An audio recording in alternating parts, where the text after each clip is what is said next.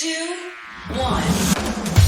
7 things you probably didn't know you need to know. I'm Jamie East, and this is the Smart 7. Good morning, everybody. It's Wednesday, the 18th of May, and it's International Museum Day. And a big happy birthday to Miriam Margolyes, Toya Wilcox, Rick Wakeman, and Tina Fey.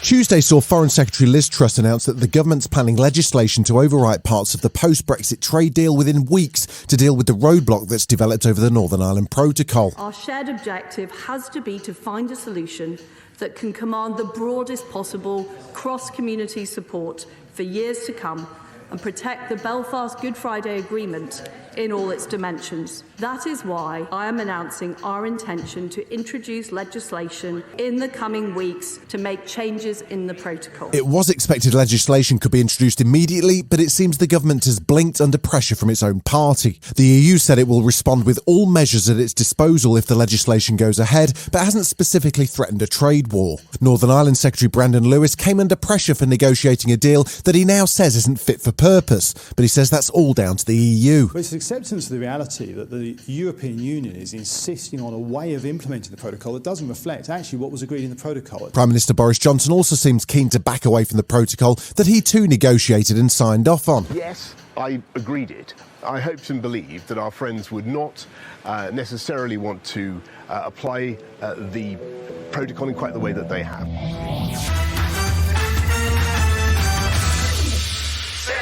The fight for Mariupol appears to be over as 7 more busloads of Ukrainian fighters were escorted by bus from the Azovstal steelworks on Tuesday. Ukraine still won't say how many remain, and the process appears to be supported by the Red Cross and the UN. The Times correspondent in Ukraine, Richard Spencer, says it does appear to be more of a surrender than an evacuation. They've been taken by Russian buses to the pro-Russian controlled area of eastern Ukraine, and the Ukrainian authorities say they want to use them for a prisoner swap. Obviously, Ukraine has a lot of Russian prisoners that they can exchange for them. The peace talks between Russia and Ukraine have stalled, and the Russian parliament seeking to have members of the famed Azov battalion, who previously had far-right links, to be declared Nazi war criminals. That would put them outside of what Vladimir Putin described as the relevant international laws.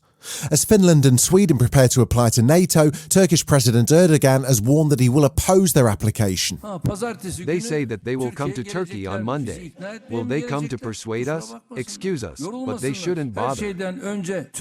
Meanwhile, on Russia's state TV, in a rarely seen moment, one of the channel's defence analysts, Mikhail Khodayarianyok, appears to actually tell the truth about Russia's war in Ukraine.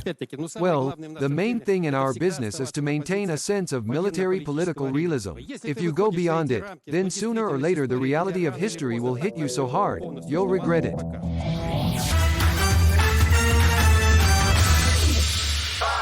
There was some good news for the UK economy on Wednesday as the jobless rate has fallen to its lowest since 1974, but workers have also seen their pay plunge further behind rocketing inflation, according to official figures.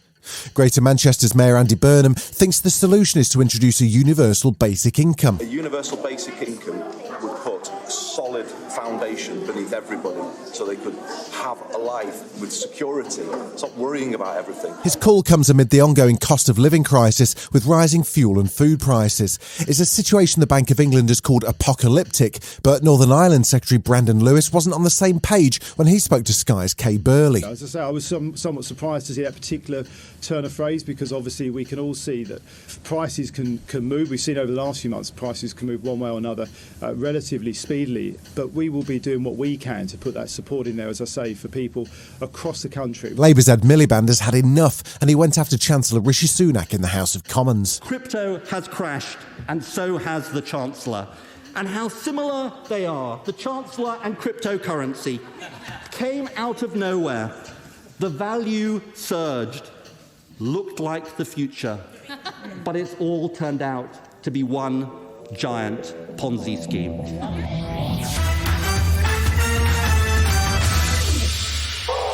Another day, another Wagatha Christie trial showdown as the libel trial entered day 6. We've had the battle of the wags, but on Tuesday it was the men who had their handbags out, quite literally in Wayne Rooney's case, who was seen carrying his wife's tote throughout the day.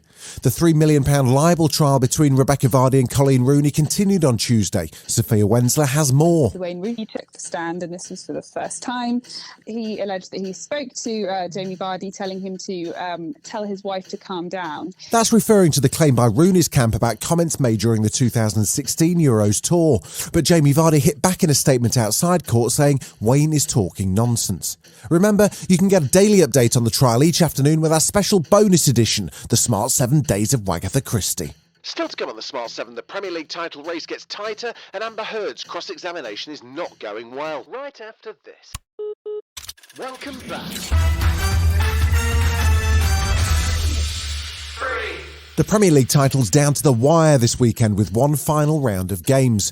Tuesday night saw Liverpool's last chance to make up ground on Man City as they took on Southampton in the Premier League at St Mary's. Fresh from winning the FA Cup against Chelsea at Wembley at the weekend, the Reds went 1-0 down early on but powered back to win 2-1 and put themselves just 1 point behind City.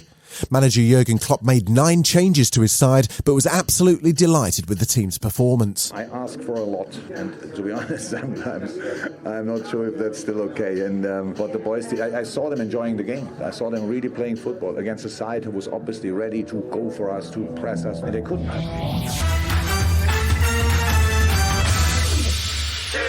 There's another celebrity libel trial going on at the moment. Johnny Depp and Amber Heard continue to wrestle in a Virginia courtroom.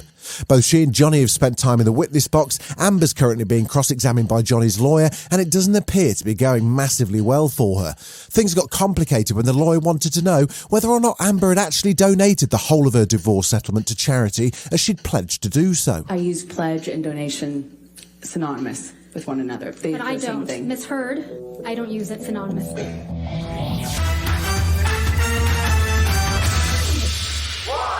Shakira's teamed up with Nick Jonas for a brand new TV dancing competition called Dancing With Myself. She popped up on Jimmy Fallon's show to talk about it and revealed that she's pretty enthusiastic as a mum, especially when it comes to her kids' taekwondo. Both of them actually practice taekwondo. And whenever they participate in a tournament, taekwondo, I scream like a crazy woman.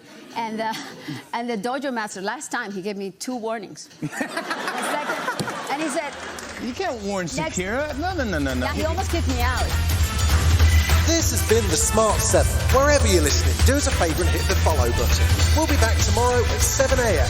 Have a great day. Written, produced and published by Daft Doris.